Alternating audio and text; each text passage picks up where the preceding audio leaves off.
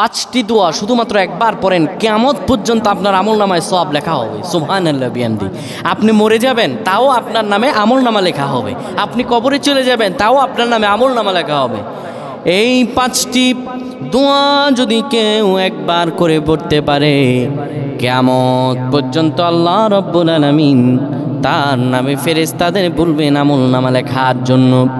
আমরা দুনিয়াতে কত ভুল করি, কত গুনাহ করি, কত পাপ করি, হিসাব নাই রে ভাই, হিসাব নাই।